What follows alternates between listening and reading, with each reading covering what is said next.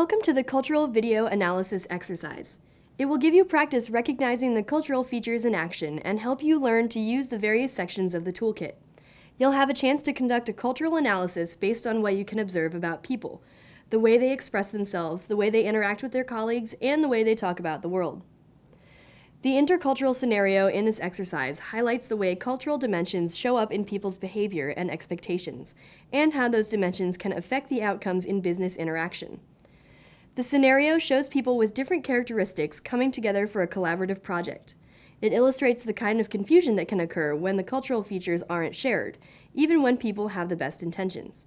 Your job is to be a cultural analyst, to watch for the signs of cultural features and identify their position on each cultural dimension. Once you've identified their cultural tendencies, you'll use the toolkit to predict the kinds of confusion or conflict that could arise when they interact and suggest things they could do to avoid or overcome problems.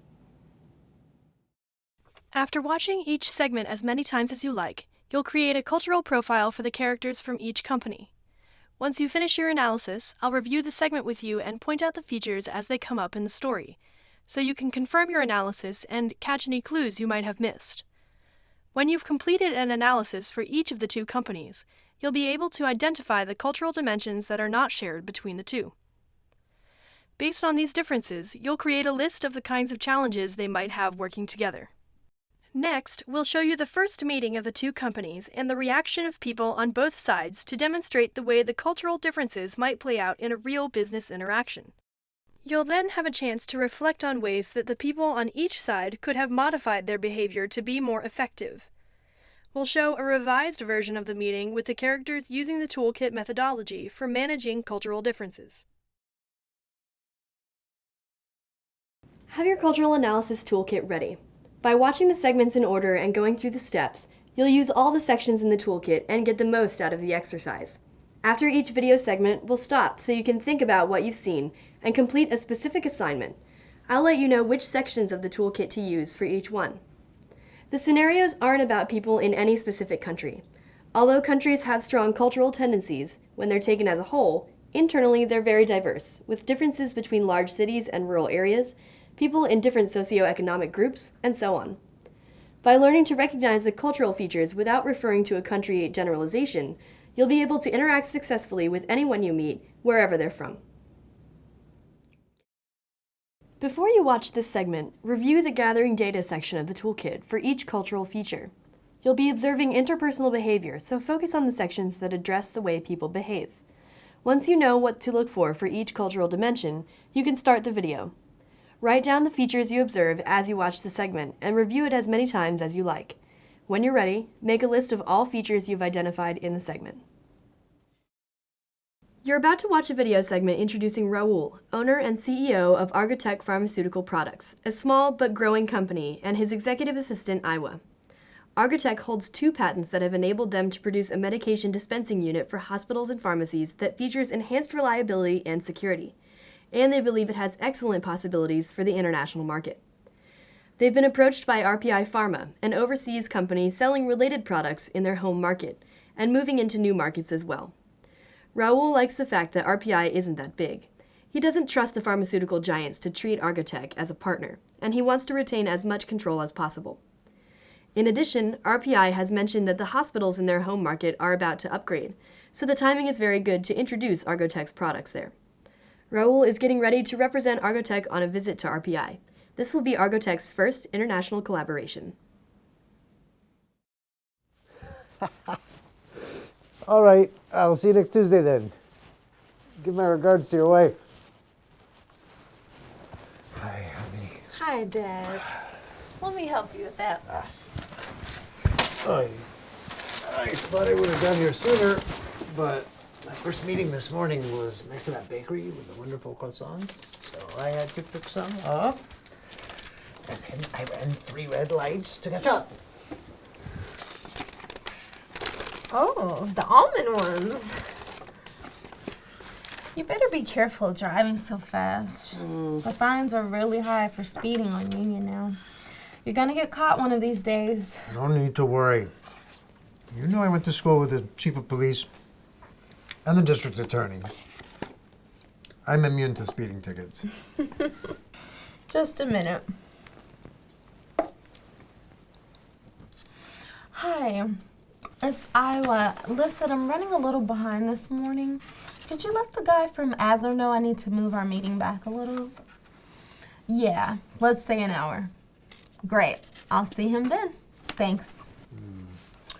Well, glad to see you here in one piece.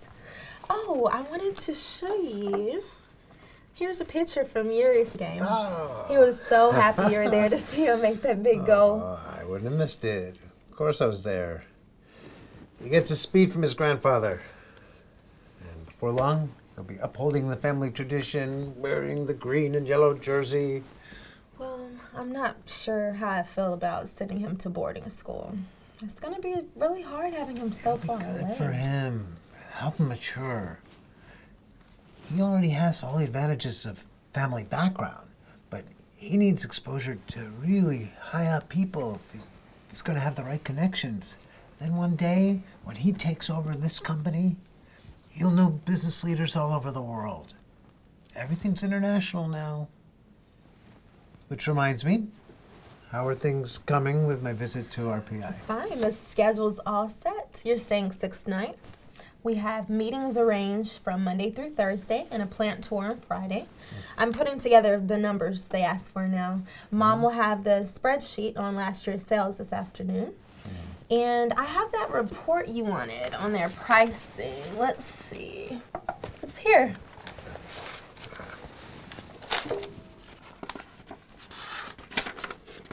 Good. And can you schedule an appointment for me with Paul from Laguna Medical and Vivek from GMA? I need our suppliers to be really comfortable with this trip. I want to sit down, go over all the details with them, and make sure they're comfortable with the numbers. I don't like being in the position of having to make a decision about a partner they've never met. I'll have to decide for all of us whether RPI is a good partner and if this is a good deal after only 5 days of meetings. None of us is really comfortable doing business with someone we don't know. Well, This international expansion is keeping me awake at night. RPI has a good reputation, and you have excellent instincts for good opportunities. I hope so. This whole way of doing things feels so unnatural to me. I'm used to spending time getting to know someone we're going to trust with our product. Meet their families, go to their homes, get a little sense of whether they have integrity. And usually we meet together in one room to discuss these things face to face so we can talk things over. I know you're worried, but it's gonna work out just fine. At least I can give Paul and Vivek a report in the evenings while I'm there, go over what's happening. I'm thinking of doing something preliminary with RPI, like maybe just for the next year. That way we can see how things go. You know, if things don't work out, we can talk to other companies, make a change if we have to. I don't want to get committed too fast to a partner we barely know. Well, like Paul said, let's keep our options open and change direction if we have to. Oh, that sales rep from Sterling Equipment called again. He wants to take you to dinner. We already get our dial faces from Laguna. I don't need another supplier. Tell him I'm heading out of town and I can't schedule anything. This is the 3rd time I rescheduled this guy. I don't know why he isn't getting the message. I know. He seems inexperienced. I'll let him know. Oh, I wanted to go over the memo of understanding RPI sent last week. They said we should make sure to look over pages. Now that you've had a chance to watch Raul and Iowa in action, pause the video to complete a cultural profile based on the features you observed. Use the cultural profile chart to mark where you think they are for each cultural dimension. Now that you've completed your cultural profile, let's go through the segment together to review the cultural features in the segment. You probably noticed right away that Raul is multitasking and arriving late, and he doesn't seem very apologetic about it. Got here sooner, but my first meeting this morning was next to that bakery with the wonderful croissants. So I had to. This is an indication of a flow orientation to time and organization. Did you notice Iowa's desk? She seems pretty casual about organization too. Raoul doesn't seem to be overly concerned with rules or authority. And then I ran 3 red lights to catch up. This suggests a particularist tendency. Raoul isn't describing an emergency situation, just his typical behavior when he's running late. Raoul seems to place a lot of value on personal connections and school ties. You know I went to school with the chief of police and the district attorney. I'm immune to speeding tickets. His comment suggests a strong relationship orientation, and also some birthright tendencies. Iowa's behavior supports the interpretation that there is a flow tendency operating here. Could you let the guy from Adler know I need to move our meeting back a little? She isn't upset that Raoul is late, and she's happy to move another meeting back. And, judging from the way the call ends, this isn't a problem for the person she's rescheduling with either. Even though Raoul is late, he and Iowa spend quite a bit of time socializing, another indication of a relationship orientation. And this is flow behavior again, too. Task-oriented people visit with one another too, of course, but they're more likely to get down to business first and visit at the end of a meeting, especially if it's late getting started. And did you notice Raoul's body language? He's quite expressive. You can tell what he's feeling just by watching him. What did you notice about the discussion about Iowa's son? Did you catch the indications of birthright orientation in Raoul's comments? He already has all the advantages of family background, but he needs exposure to really high up people if he's going to have the right connections. Then one day, when he takes over this company, he'll know business leaders all over the world. Raoul has a strong sense of social class.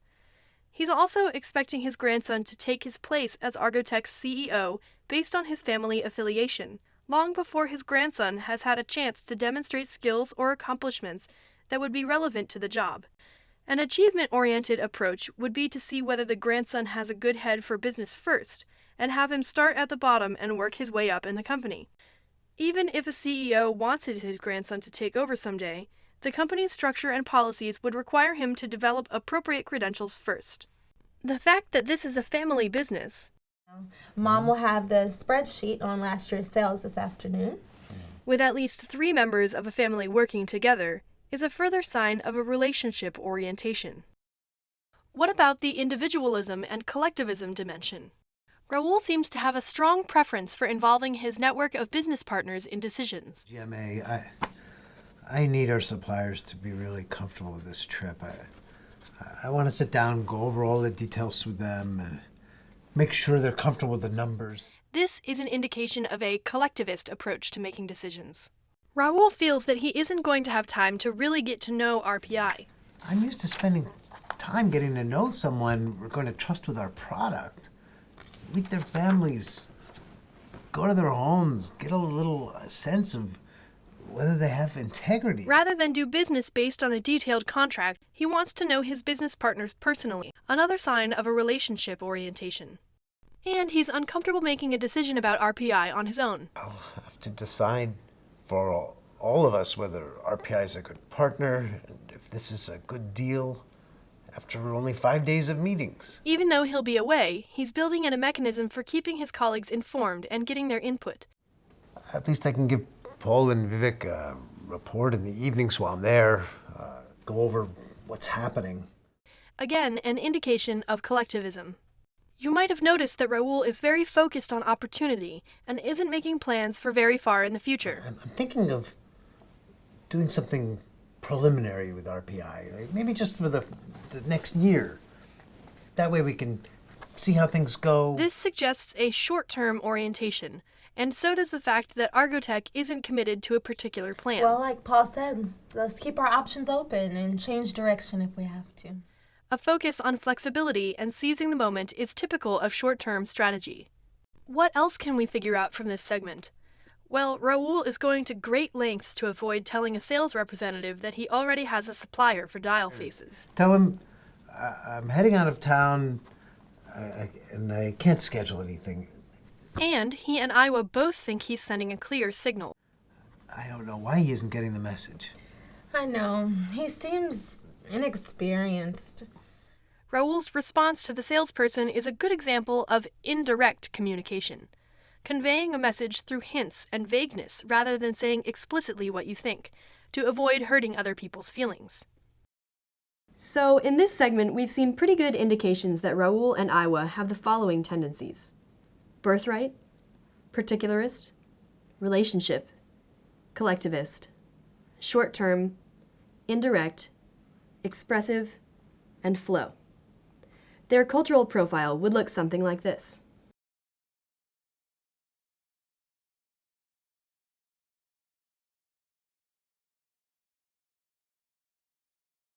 Now we'll do the same thing for the people Raul is going to be visiting. Just as you did before, watch the next video segment as many times as you like and list the cultural features you see in the interaction.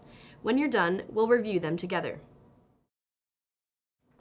You're about to meet the people at RPI Pharma. It's a slightly larger company than Argotech with some recent experience in international markets. RPI is already selling its products abroad and is looking at Asian markets. If Raul's meeting with them goes well, RPI will take Argotech's products with them into these markets too. RPI's management is very enthusiastic about Argotech's technological features, which they believe will give them an advantage with current and future customers. Mana, Vice President of Corporate Relations, is the person RPI has designated to meet with Raul.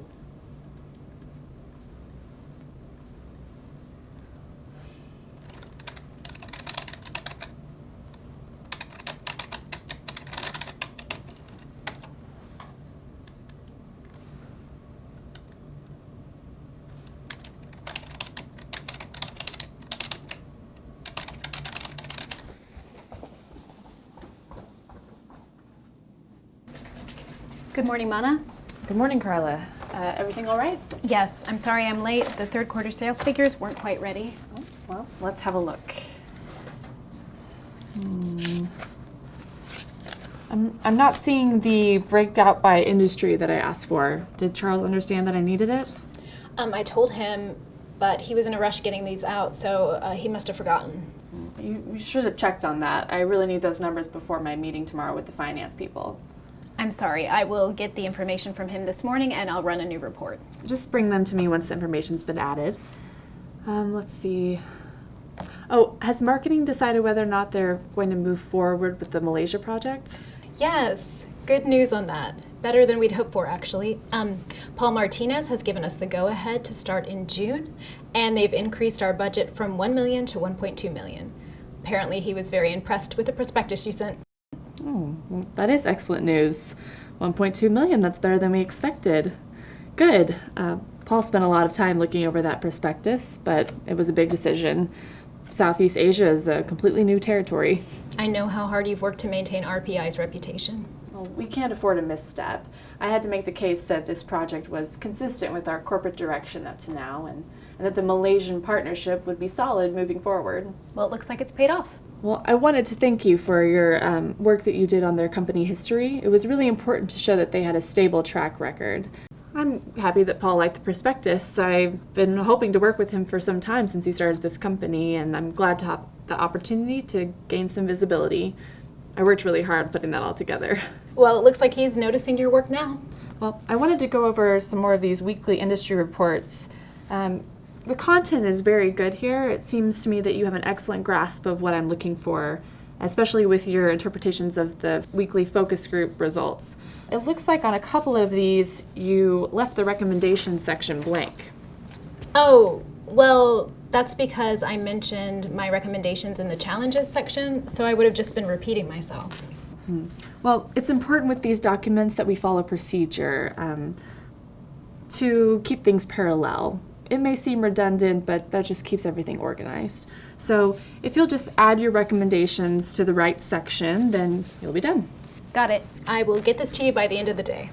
You can wait till tomorrow. I actually have to leave the office early this evening. I'm going to a retirement party. Not the sort of thing I enjoy very much. I hardly knew him. Yeah, after a long day at work, I would rather be at home with a good book. Well, we worked in the same department, so it would be bad for him if I didn't go. I'm sure it'll be relatively painless. I spend so much time with my colleagues in the office, I'd rather not see them in my private time, but it's part of the job, so. Well, if you'll confirm with Charles and get me those sales figures I need, then I'll be all set for my meeting tomorrow. So, thank you, Carla. Thank you. Now that you've seen people at RPI interacting with each other, pause the video to complete a cultural profile based on the features you observed, just like you did for part 1.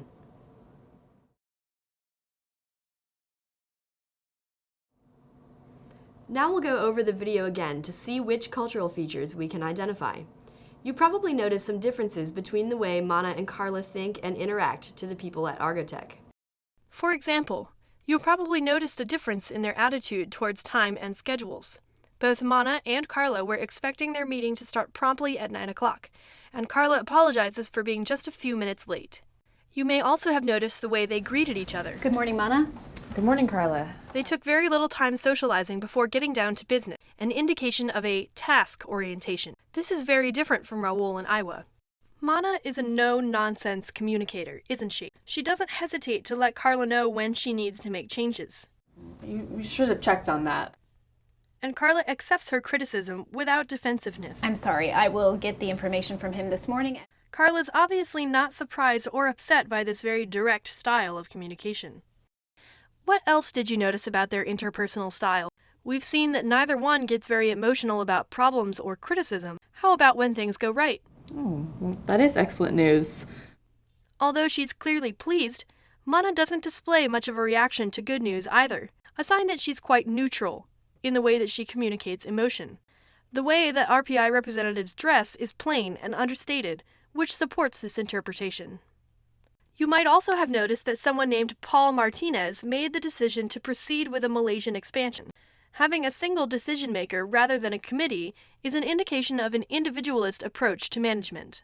Mana's teaching Carla how RPI's business works. It's really important to show that they had a stable track record. She emphasizes the company's history and reputation, and the importance of continuity. Paul spent a lot of time looking over that prospectus, but it was a big decision. Southeast Asia is a completely new territory. RPI's approach to risk management is to be cautious and try to ensure stability for years to come, a typical approach for a company with a long-term orientation. You may have caught the fact that Paul Martinez is new to the company, but is making important decisions. Paul Martinez has given us the go-ahead to start in June, and they've increased our budget from $1 million to $1.2 million. Apparently he was very impressed with the prospectus you sent. Mana is happy to have a chance for him to see the quality of her work and hopes it will help her performance review. I'm happy that Paul liked the prospectus. I've been hoping to work with him for some time since he started this company, and I'm glad to have the opportunity to gain some visibility. I worked really hard putting that all together. These factors suggest an achievement orientation. In a birthright company, hiring top people in from outside is less common than promoting from inside, and promotions are based more on relationship building within the company than specific accomplishments. The fact that Mana is a woman with significant responsibility also supports an achievement interpretation. Mana's generally pleased with Carla's work, but she doesn't hesitate to let Carla know when there's room for improvement. It looks like on a couple of these, you left the recommendation section blank. In addition to being direct again, she's indicating concern with structure and procedure. Well, it's important with these documents that we follow procedure to keep things parallel. It may seem redundant, but that just keeps everything organized. Even when the rules seem sort of silly. This is an indication that Mana is quite universalist in her approach to her work, and this shows up in her attitude towards the retirement party as well. Well, we worked in the same department, so it would be bad form if I didn't go. Rather than come up with a creative excuse for not attending, which is what a particularist would probably do, she plays by the rules. What about Mana's lack of interest in this party, and Carla's preference for spending her evenings with a good book? These comments add support to an interpretation that people at RPI tend to be individualist, due to their high tolerance or even preference for being on their own. Collectivists would generally rather spend time with other people, and coworkers usually socialize outside of work in collectivist companies. So in this segment, we've seen pretty good indications that Mana and Carla have the following tendencies: achievement, universalist, task, individualist, long-term, direct, neutral, and schedule. Their cultural profile would look something like this.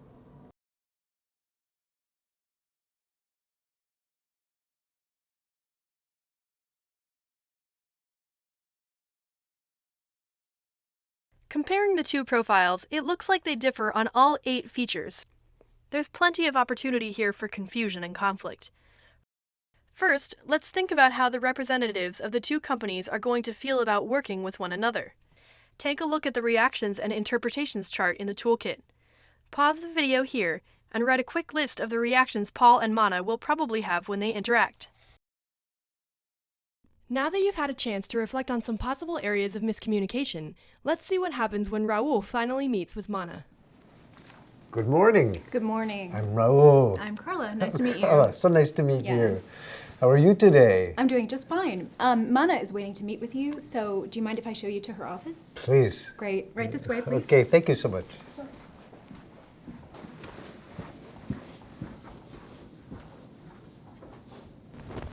Mana, this is Raul. Hello. Such a pleasure to meet you at last. I'm looking forward to our discussions. Oh, well, welcome to RPI. How was your trip? Very nice. Only a slight delay in the flight. Nothing to worry about. The hotel is excellent. Very nice, very quiet. I slept very well. Thank you for making those arrangements. My pleasure. Can I get you anything to drink? No, thank you. I'm just fine. I enjoyed the ride in from the hotel, by the way. The city is lovely, and you have such a nice location. I'm looking forward to getting to see more of this area. Yes, it's a very nice neighborhood. Very convenient. I live only a few blocks away. That is convenient. I live about 30 minutes from work, but I drive in with my wife. She's our VP of accounting. Oh, I didn't realize. Yes, and our daughter is my executive assistant, and my brother heads up logistics, and our nephew he works in procurement. All of our key employees are people I would trust with my life. Oh, I see. Well, shall we? What about you? Do you have children? Yeah, I have 2 sons. Shall we go over the preliminary contracts I sent you? I'd like to get your thoughts on the price points for the dispenser units. You said you would have some answers for us. Okay.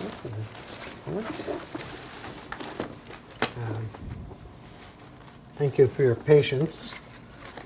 I needed to meet first with my executives and our suppliers. We all have to discuss issues like this. It seems to us that your initial pricing might be a bit high. We were thinking of going in with a lower price to encourage first-time buyers, but you know your market better than we do, and of course, we trust your judgment. We accept your guidance on pricing, and if you're certain about it, we accept your pricing proposal. Well, actually, after we talked, I was thinking we might offer a lower price point to the pharmacies since they're slower to upgrade. But then for hospitals, we can use a higher price point and offer a bundle if the dispenser is bought with the whole system. How does that sound to you? I see. I can't really say offhand. Well, does that sound like a good strategy to you? I'll have to go over the numbers and let you know. I see. Well, we've actually worked something out here. How does that look to you? Thank you. I'll let you know. When? I'll try to let you know next week. Next week? Yes, after I've had a chance to review it with everyone who will be affected. Well, we won't be able to move forward without a pricing strategy. I'll try to let you know as soon as possible. There are other things we should discuss about the contract. All right. This initial volume you're suggesting is very low. Based on the opportunity that you identified, with all the hospitals upgrading, we were expecting a much higher volume. The whole point is to capitalize on the hospital upgrade. Our product is the best in the market. We were expecting an aggressive sales strategy. The whole point for us is to ensure a service agreement that is convincing to our customers and consistent with the other products we offer. Well, I also noticed that you're proposing a 3-year exclusive sales agreement? Frankly speaking, we were thinking of starting off with more of a trial arrangement, maybe 1-year exclusive with a longer service contract that would give us both flexibility and a chance to see how things work out. Our customers wouldn't go for the latest features if the service agreement weren't solid, and we wouldn't offer anything to them that we didn't plan to continue for at least 3 years. We have our reputation to consider, and if we lose a customer, that could take years to repair that relationship. We will increase the volume of your product each year of our relationship, and you will do very well over the course of the contract. Well, I have discussed this with my partners, and we are willing to consider a 3-year exclusive. Let's keep talking about this. I was thinking maybe it would be a good idea for us to spend some time just getting to know each other without focusing on the business details so much just yet. I know I'm going to be meeting with their marketing group for dinner tomorrow night, but I'd like to invite you and your husband to dinner tonight. We can just relax, and maybe I can get to know this lovely city of yours. Tonight, I'm sorry, we have plans tonight. But we'll have plenty of time to continue discussion over the course of the week. Friday, we have a tour of the plant scheduled. You'll get to see our manufacturing and processing logistics. So, do you have any other comments about the rest of the contract? Well, I wanted to mention the delivery schedule. It has so many internal deadlines. I think it's a good idea to list all the internal steps to give an overview of our process, but this is so detailed, and these milestones have penalties attached. As long as we deliver the product to the customer on time, it doesn't matter when we finish all these intermediary steps. Milestones are a central part of RPI's planning and project management. If we miss one, it's much harder to catch up on the next one, and the whole project could slip. Internal deadlines are how we stay on task. But if you miss one and it throws off your whole detailed schedule, what's the point? If we miss a milestone, we deal with the penalty outlined in the contract and we redo the schedule to catch up. Our legal team will never go for a contract that doesn't specify milestones and outline each party's obligations. It's just out of the question. How will you deal with changes that have to be made to the contract when conditions change? After it's signed, I mean. What conditions? Why would you change a contract after it's been signed? Because of market changes? Currency fluctuations? What if the deal adversely affects one partner because of things that have changed since the contract was signed? A contract is a contract. The terms don't change just because the market does. A deal is a deal. But a contract shouldn't be a bad deal for either partner, now or in the future. It should help us maintain the relationship between our companies. You know, as your supplier, we stand to lose a lot more than you do if there's some unexpected disaster. Insisting on an outdated agreement is predatory. Changing a contract is illogical and impractical. I'm sorry, let me assure you that we will work to find an agreement that works for both parties involved. Why don't you take some time to look over what we proposed, write any contingencies that you may see needed, and we'll work out an agreement. Right. Well, I'm glad we've had a chance to talk over the main issues a bit. I'll take some time and work up a counterproposal before I meet with your sales director this afternoon, and we can discuss it tomorrow morning. Thank you so much for your hospitality. Was that Raul who just left? Yes. Already? I was waiting to show him out. I thought you would be at least another hour. Well, he just left. I didn't have a chance to call you. He just left. Well, what do you mean? Is everything okay? Well, no. I mean, yes. Actually, it was kind of a disaster. He's not at all what I expected.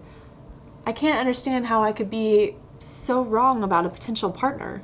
What do you mean? I mean, they have a good product and a good reputation. What on earth could he have said? I don't know where to start.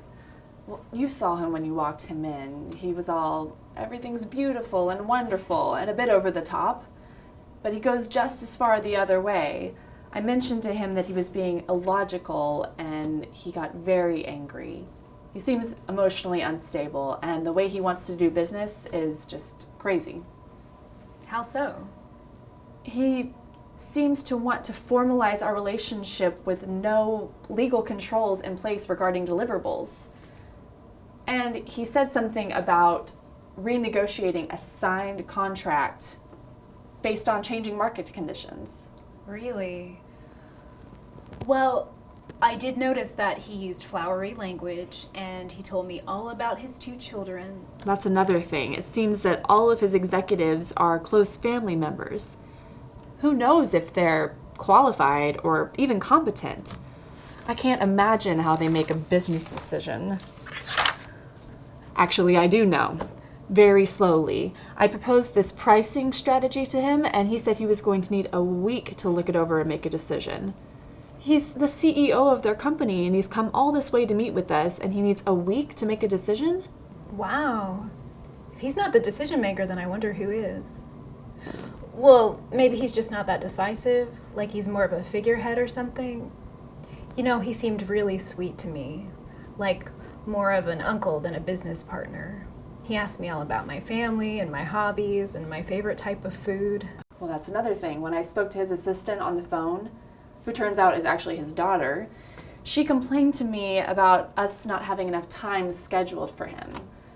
He's here for 5 days, and that's not enough time for him to get to know us. I was wondering what you would have to talk about for 5 days worth of meetings. Well, now we're here, and we finally have a chance to discuss business, and he wants to ask me about neighborhood and personal questions about my kids and a lot of other irrelevant stuff. And then he asked me for dinner tonight. Just 10 minutes with this man is exhausting. Well, it is a little odd, but it's not that serious. I mean, the important thing is the contract, right? You think you can work it out with him? I just don't know how to proceed. He seems unreliable. First, he's all smiles and charm, and then he gets angry at the first sign of disagreement. It doesn't seem to be much substance there, and I'm starting to question whether or not they're a serious company. They seem to be in it for a quick profit. He proposed a 1-year exclusive and a 2-year service contract. Can you imagine that? A serious company trying to launch a new product with such a small time commitment. I mean, we tested their product and it was great, and they seem to have a reliable reputation. It just doesn't add up. I don't know what to think.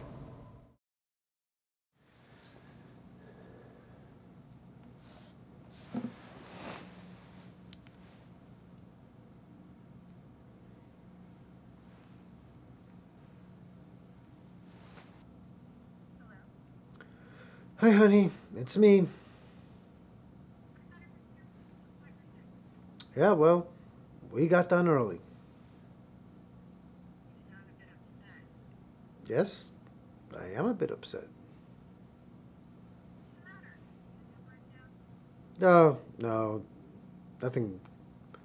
We can't work out somehow, but things didn't go as we expected at all. Actually, I was calling to cancel the video conference for tonight. Just tell the group it's too early. I'll have more to report tomorrow. I need time to think.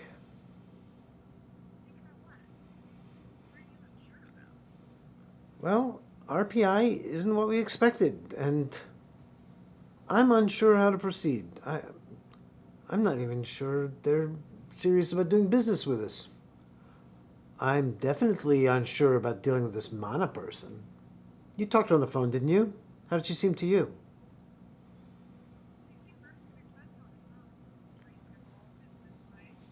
Well, in person, she's like a robot.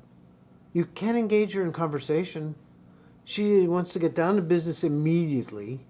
She cut me off every time I tried to start a conversation.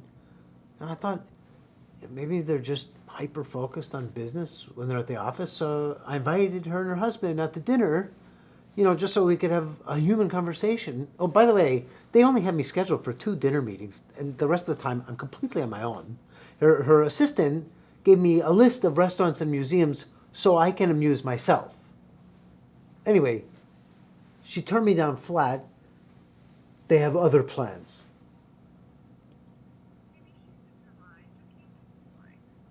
Yes, well, this is more than just being businesslike. They don't seem to take the human component into account in any way. You saw the contract proposal. It maps out every tiny step of our collaboration with them right up to the day of delivery to the customer. Well, there's a penalty attached at every step for not completing it on time. I checked with her to see how serious they were about that, and they intend to enforce those penalties. No matter whether something happens to one of our suppliers, or if the price of platinum changes and our costs go up, RPI plans to enforce that contract.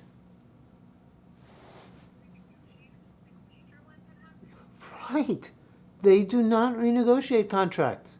Ever. Oh, and what's worse? They want a 3-year exclusive with very low volume in the first year. The whole point of the deal was that there was this big initiative, for their hospitals to upgrade their equipment. So we have to jump on this opportunity. Well, RPI isn't jumping on anything.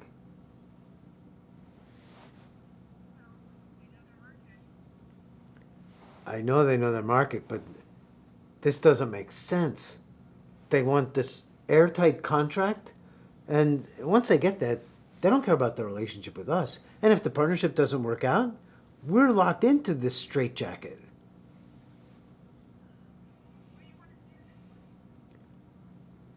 I don't know what I want to say to the group. The whole thing just seems very risky. And the way I deal with risk is I get to know the people I'm dealing with at every level. And our principal contact is a robot. Oh, and she tried to pressure me on pricing. Remember, we went over the pricing proposal very thoroughly, and we decided to agree with it, even though we thought it was a bit high, remember? Well, no sooner did I express to her that we accept their recommendation than she suggested something completely different, and she wanted me to answer on the spot while I was sitting there in her office.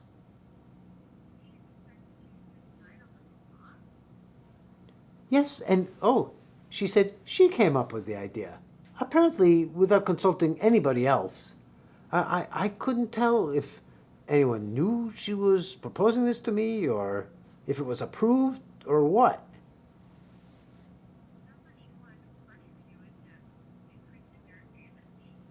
That's what I'm trying to tell you. I think she wanted to rush me into making a snap decision. If she had come to us, I would have introduced her to our whole network, let her see what everyone does, give her a chance to get to know us.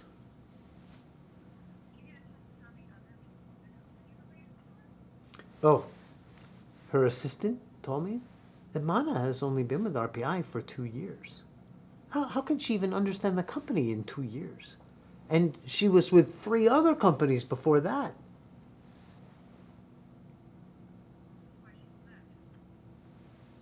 I have no idea why she left. Maybe she didn't work out there. And why would you even hire a job hopper like that? It's like I always tell you, in business, you have to surround yourself with people you know and trust. Now, a person like that just has no sense of commitment to her employer. And she's not going to have any sense of commitment to Argotech.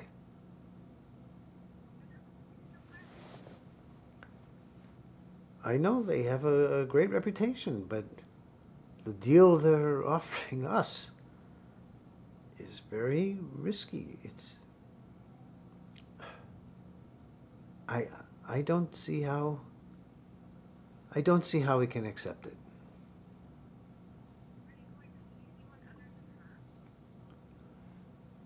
Yes, I have meetings with others this afternoon.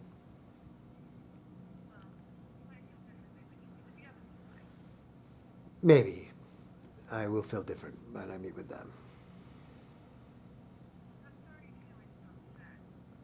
Well, I'm sorry I got upset.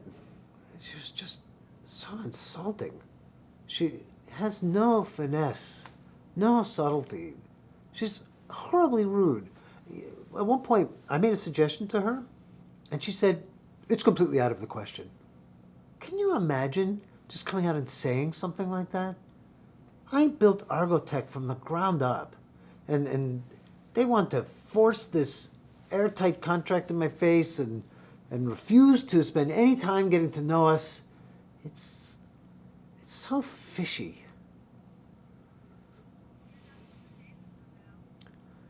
Yeah, I'm heading back to hotel. I'm supposed to write a counterproposal to the contract. I'm tempted to just write, Step 1, we learn to trust each other. Step 2, we do business as friends. The end.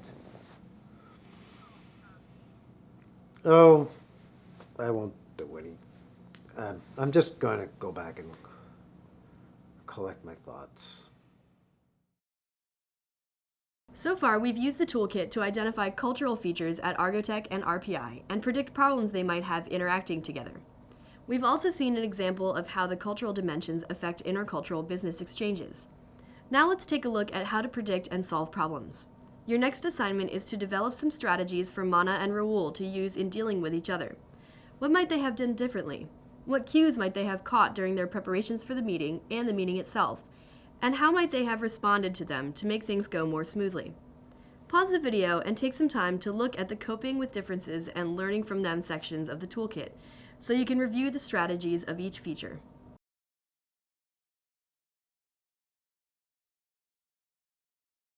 Let's imagine that Raul and Mana were more experienced with international business and were able to recognize the cultural features they were seeing in each other. First, we'll watch a replay of their meeting and then talk about the strategies they used. Mana, this is Raul. Hello. Such a pleasure to meet you at last. I'm looking forward to our discussions. Oh, well, welcome to RPI. How was your trip? Very nice. Only a slight delay in the flight. Nothing to worry about. The hotel is excellent. Very nice, very quiet. I slept very well. Thank you for making those arrangements. My pleasure. Can I get you anything to drink? No, thank you. I'm just fine. I enjoyed the ride in from the hotel, by the way. The city is lovely, and you have such a nice location. I'm looking forward to getting to see more of this area. Yes, it's a very nice neighborhood. Very convenient. I live only a few blocks away. That is convenient. I live about 30 minutes from work, but my wife and I drive in together. She's our VP of accounting. Oh, I didn't realize that. Yes. And our daughter is my executive assistant, and my brother heads up our logistics, and my nephew works in procurement. All of our key employees are people I would trust with my life.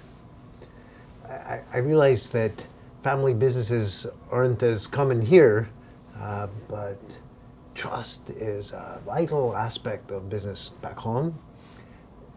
We can't always rely on legal processes to make sure that our business partners behave honorably. Of course, we make sure everyone's well equipped for their job. My wife has a master's degree in accounting. Our daughter got her degree in HR from HEC in Paris. We're very proud of her.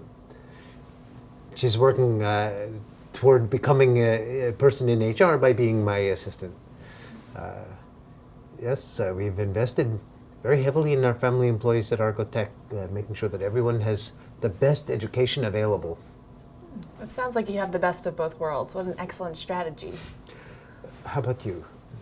Do you have children? Yes, I have 2 sons. One is 1 and the other is 3, and they're growing up far too fast. I would love to hear more about your family, but I want to make sure that you're ready for your afternoon meeting with Marcus, our sales director. So if it's all right with you, I'd like to go over the preliminary contracts we sent over and get your response on the pricing of the dispenser units. You said you would have an answer for us? Yes, I see you're going to keep us on track. Thank you for your patience. I'm sorry I didn't respond to you right away. I needed to meet first with my executives and our partners. We all have to discuss issues like this. I thought you might need some more time to discuss it. Normally, our decision-making process goes much quicker because it's only one person who's responsible for the decision. But we're fully prepared to accommodate any time that you may need in this process. It does take us a while to make decisions, but once we do, we're all united and we move together very quickly and efficiently. Regarding your pricing proposal, it seems to us that your initial pricing might be a little high. We were thinking of going into the lower price in order to encourage first-time customers, but you know this market better than we do, and we trust your judgment, of course. So we accept your guidance on pricing. So if you're certain about it, we accept your pricing proposal. Well, thank you.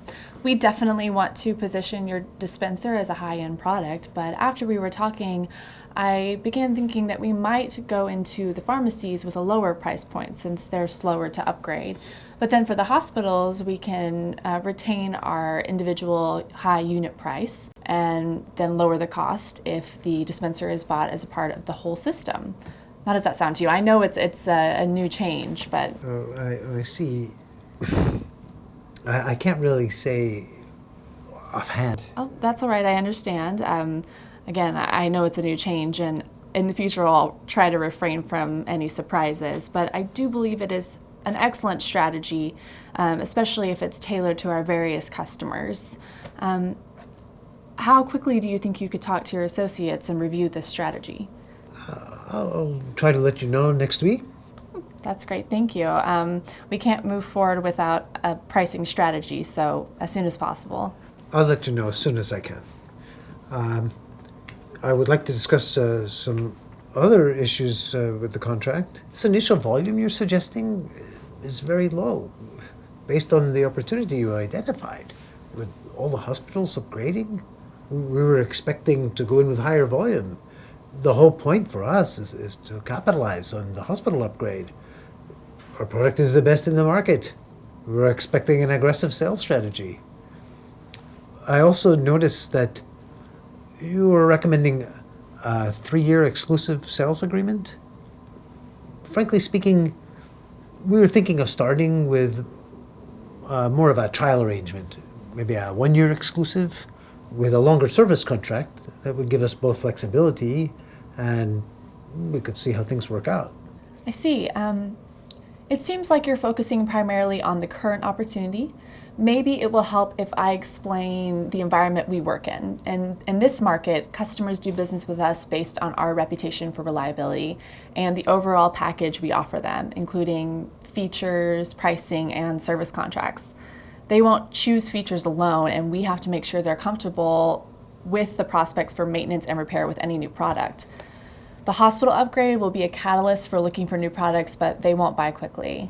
Starting with a low volume and increasing is a good strategy and will match their buying pattern, but the strategy you're suggesting, moving in quickly with a low price and good new features, it could be effective for us in the North American market where there is low customer loyalty and sales are based on innovation.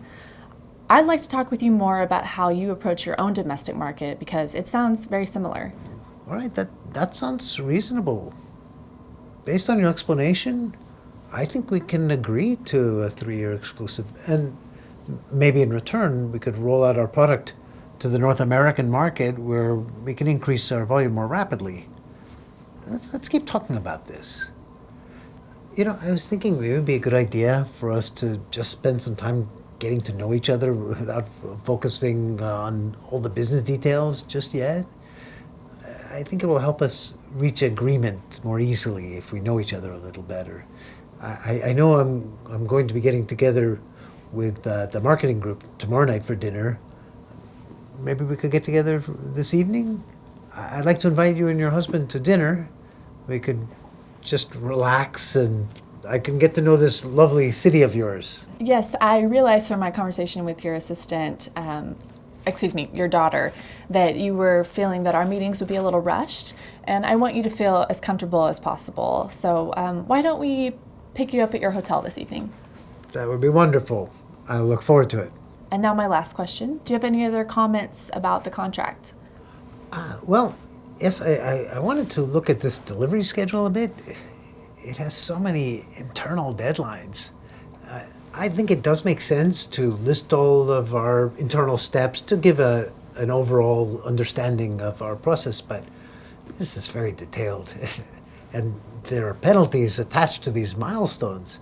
As long as we deliver the product to the customer on time, it doesn't really matter when we finish these intermediary steps. That's an interesting approach. Milestones are a central part of RPI's planning and project management. If we miss one, it's harder to make the next one and the whole project could slip. Internal deadlines help us stay on track. Our legal people will never approve a contract that doesn't specify milestones and each party's obligation. It's out of the question.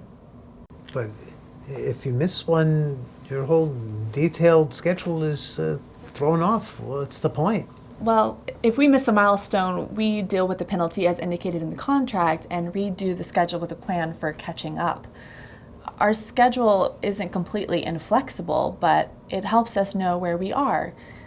How do you keep track of things without that kind of control?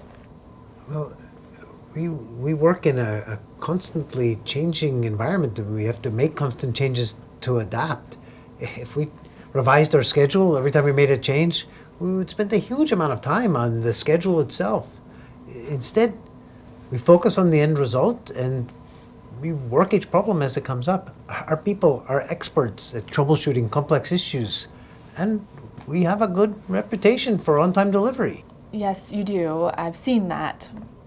Well, let's see what we can do to find a compromise. We'll try to make the schedule a bit more flexible and see if we can get it past our legal people. Would you like to take a first stab at the revision? I'll be happy to. Given how structured your contracts are, I'm curious to know how you make adjustments to one after it's been signed. Why would we make a change to a contract after it's been signed? Because of market changes, currency fluctuations. What if one partner is affected adversely by the deal because of things that have changed since the contract was signed? We take contracts very seriously. The terms don't change just because the market does. And the way we see it, a deal is a deal. Why would you have a contract if you didn't plan to enforce it? Well, a contract shouldn't be a bad deal for either partner, now or in the future. It should help maintain the relationship between our companies. We operate in an environment where flexibility is vital. As I mentioned, we can't afford to be locked into terms that won't change as the situation changes. In all our partnerships, we have long relationships with many ups and downs on both sides. If something comes up for one partner, the others adjust. It all evens out in the long run. 3 years is a very long time for us to be locked into a strictly worded contract. Well, the way we manage contingencies is to write them into the contract with provisions for reviewing them. Why don't you take some time to look over what we've written up so far, and you can write any contingencies that you like, and we can see if we can't come to some sort of agreement. The contract should hold both parties responsible, and we are prepared to hold up our end of the contract, of course. Let me assure you, we want to work out an agreement that works for both parties involved. All right. Now, that seems reasonable. Well, now that we've had a chance to talk over the main points, I'll take some time working up a counter-proposal before I meet with the sales director. And we can go over it when we meet tomorrow morning. This evening, I look forward to just getting to know you better. Thank you so much for your hospitality. And may I impose on your kind assistant to find a place for me to work before our next meeting? With a little understanding of the cultural features, Mana and Raul have been able to recognize cultural patterns and avoid misjudging one another's competence and intentions. Using some basic strategies for dealing with differences, such as explaining themselves and asking questions, they've been able to sort out sources of confusion and find a way to proceed together. Let's look at how they've done this. First of all, Raul is aware that family-run businesses are viewed with suspicion in achievement cultures, and he takes time to explain why trustworthiness is so important in the business environment he works in. I realize that family businesses aren't as common here, but trust is a vital aspect of business back home. We can't always rely on legal processes to make sure that our business partners behave honorably. He also explains that employee competence is also a major concern for Argotech, which addresses Mana's achievement-oriented concern. Of course, we make sure everyone's well equipped for their job. My wife has a master's degree in accounting. Our daughter got her degree in HR from HEC in Paris. Yes, we've invested very heavily in our family employees at Argotech, making sure that everyone has the best education available. Next, Mana handles the issue of Raul's wanting to spend time on social preliminaries. She maintains a pleasant attitude and indicates that she's interested in his relationship-oriented goal of getting to know her, while steering him towards the job at hand. I would love to hear more about your family, but I want to make sure that you're ready for your afternoon meeting with Marcus, our sales director. So if it's all right with you, I'd like to go over the preliminary contracts we sent over and get your response on the pricing of the dispenser units. You said you would have an answer for us? Yes, I see you're going to keep us on track. Raul recognizes her task-oriented focus, and since she's accommodating him in spirit, he allows her to draw him back to business. When Raul explains his consensus-style decision process, Mana recognizes it as a sign of collectivism, and realizes she'll need to give him more time than normal to come back with decisions. I'm sorry I didn't respond to you right away. I needed to meet first with my executives and our partners. We all have to discuss issues like this. I thought you might need some more time to discuss it. Normally, our decision-making process goes much quicker because it's only one person who's responsible for the decision. But we're fully prepared to accommodate any time that you may need in this process. It does take us a while to make decisions, but once we do, we're all united and we move together very quickly and efficiently. Rather than fight it, she makes a note that things will take a little longer. Raul acknowledges that this is the case, but mentions a strength of consensus-based systems. The fact that once decisions are made, they're quickly implemented, giving Mana a reason to be willing to accommodate him. Now that the two realize that their process of decision-making is different, they can sort out the fact that Raul can't give Mana a quick response when she comes up with a new idea. Raul agrees to get as quick a decision as possible, and Mana makes a note that she should bring ideas to him only once they're very well thought out. Off-the-cuff suggestions to a consensus-based partner will just complicate things. Oh, that's all right, I understand. Again, I know it's a new change, and in the future I'll try to refrain from any surprises, but I do believe it is an excellent strategy. The next source of confusion is the difference in strategy due to the long versus short-term cultural dimension. Mana realizes that RPI's long-term strategy isn't the only legitimate approach, and she's able to respond without indignation. I see. It seems like you're focusing primarily on the current opportunity. Maybe it will help if I explain the environment we work in. And in this market, customers do business with us based on our reputation for reliability and the overall package we offer them, including features, pricing, and service contracts. She explains it in terms of the specific market they're serving and helps Raul understand its justification. She also recognizes that the short-term approach Argotech has been taking in its home market has advantages in markets RPI is interested in, and realizes that the partnership may offer value in those markets. But the strategy you're suggesting, moving in quickly with a low price and good new features, it could be effective for us in the North American market, where there is low customer loyalty and sales are based on innovation. In this scenario, when Raul suggests dinner, Mana recognizes that developing a personal relationship is vitally important to him, and she doesn't resist. In any case, things are going well in the meeting, so she doesn't need to dread spending time with him. Yes, I realized from my conversation with your assistant, your daughter, that you were feeling that our meetings would be a little rushed, and I want you to feel as comfortable as possible. So why don't we pick you up at your hotel this evening? That would be wonderful. I look forward to it.